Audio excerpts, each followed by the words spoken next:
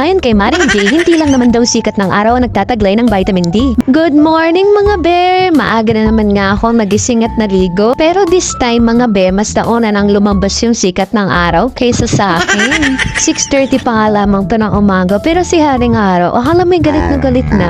Uy, sobrang OA. Konting kaalaman lang ulit mga be, ayon kay Maring J, hindi lang naman daw sikat ng araw ang nagtataglay ng vitamin D. Meron din ito ang ilang mga pagkain mga be tulad ng itlog, dairy milk, fortified cereals, mushrooms, isda tulad ng tuna or salmon at iba pa. Pero kung wala ka namang budget or hindi mo afford bumili, ay dahil magpaaraw ka lang sa umaga, libre pa. Try mo din kasi gumising ng maaga minsan mga be para magkaroon ka naman ng libreng vitamin D sa katawan, ganun. Ang sabi doon sa nabasa ko, hindi daw dapat katakutan ng araw. Ay si OA dahil mahalaga ito sa kalusugan. Sa sinag nito, makakakuha ng isang tao ng 10 to 15,000 units ng vitamin D. Depende na rin sa skin tone.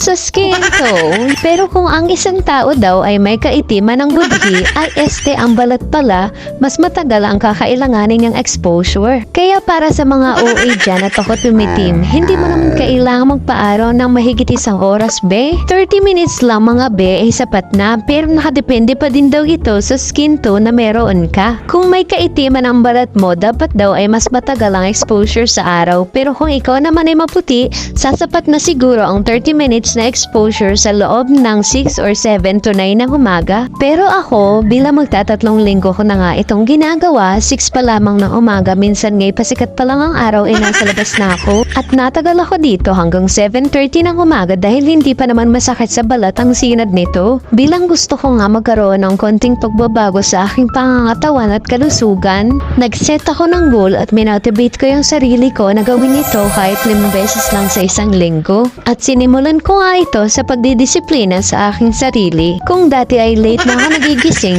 hindi pa nagpapaaraw dahil takot nga mga itim kahit hindi naman maputi. Yung pagkagising cellphone agad na akala mo'y anak mayaman, tapos pag nakaramdam ng gutom, anong ulam? Aba ayos! Pero ngayon ay hindi na dahil marami ng pagbabago. Wala na rin akong mama na tatanungin. Tandaan mga be, ang pagpapaaraw ay paraan upang mapanatili ang kalusugan at kagalingan basta't ginagawa ito sa tamang paraan at oras.